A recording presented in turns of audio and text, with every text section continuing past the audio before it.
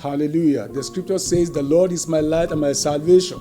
Who shall I fear? The Lord is the strength of my life. Of whom shall I be afraid? That text of the scripture is for you today as you receive the word of God. There's no need for fear. There's no need to be afraid. Be very sure that the Almighty God is by your side. With this greeting, I welcome you today to the devotional thought of this time. I'm sharing with you on the subject of living purposefully in these evil times. Living purposefully in these evil times. And I read from Ephesians chapter 5, verse number 15. Ephesians chapter 5, verse number 15. The scripture says, look carefully then how you walk.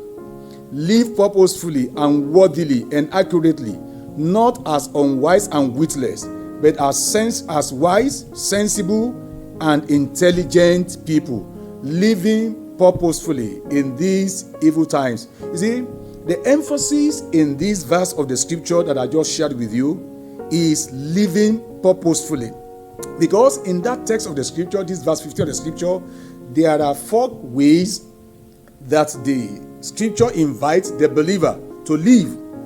The scripture invites the believer to live purposefully, worthily, accurately, and as wise individuals. But for this devotional thought, I want to share with you on the subject of living purposefully in these evil times. It is possible to live purposelessly. It is possible to live aimlessly. But the invitation to you today, as you receive this word, is the need for you to live purposefully. Now, living purposefully calls for intentional living. Intentional living as against reactionary, irrational, and emotion-driven lifestyle. Living purposefully goes beyond living in pursuit of bread and butter. There are people that all of the days of their lives, what they are pursuing, what they are living for, is how to get employed, how to build houses, how to do one thing or the other. All those things may not be seen in themselves, but there is a higher call that God invites every individual to come up to. And today, the Lord wants to remind you of that particular higher call. God wants you to live beyond living for bread and butter. In fact, Jesus came and Jesus tells us that we should seek first the kingdom of God and his righteousness. Then he said, all these things will be added unto everyone who does that. Living purposefully is about walking in your God-given vision and God-inspired causes as against walking in confusion, walking in guessing, and walking in gambling or opportunities. Life is not about gambling. In fact, life is not to be experimented because there is only one life. It's only one life. It is appointed unto man to die once, and after that is death. Now, the invitation is that God wants you to come to the point where you discover the purpose of God, the counsel of God for your life. God has a plan for you as an individual.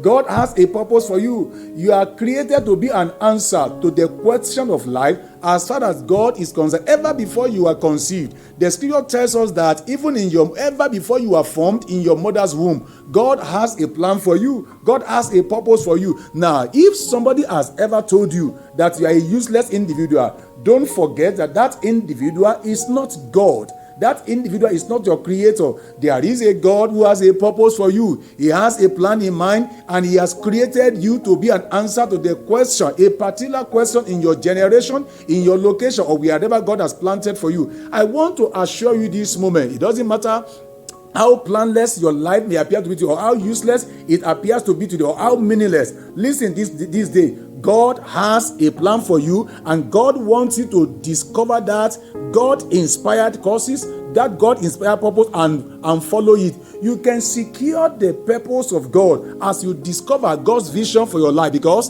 vision gives birth to purposeful living.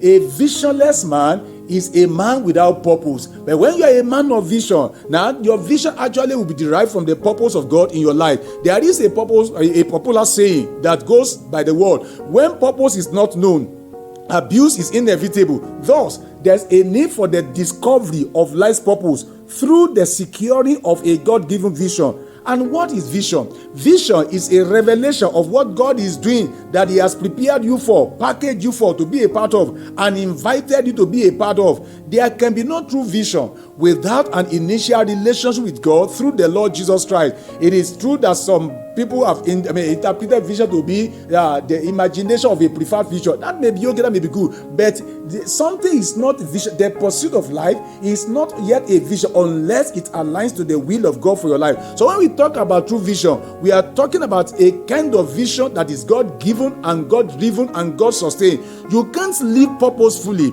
if you don't have a current knowledge of the workings of God around you now, because you came from God and God made you for His own purpose. Therefore, listen to me today, my brother and my sister, wherever you are that you are receiving this word. If you actually want to fulfill the purpose of God for your life, there is a need for you, number one, to rediscover God. Go back to God. Now, for some people here, you have been a Christian before. Now you are a backslider. You are pursuing your own agenda. But listen, this moment, God wants you to return to Him.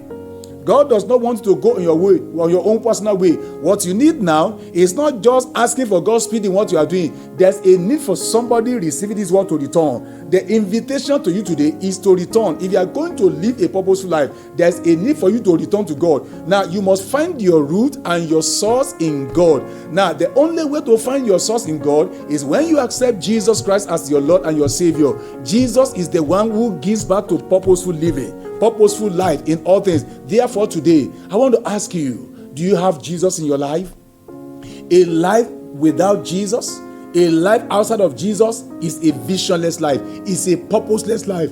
That life cannot discover the purpose of God. Therefore, I want to invite you today. If you are not born again, Jesus wants you to submit your life unto Him. If you have been born again before, but you are a backsliding believer, God does not hate you. God loves you. God wants you to return. There is a father who is waiting for the prodigal son, prodigal daughter to return home. It doesn't matter how much you have messed up your life. Listen to me. God is the potter. He knows how to remold your life. You are the vessel in His hand. You are not beyond Him. He will not throw you away. There is an invitation for a wayward daughter at this moment.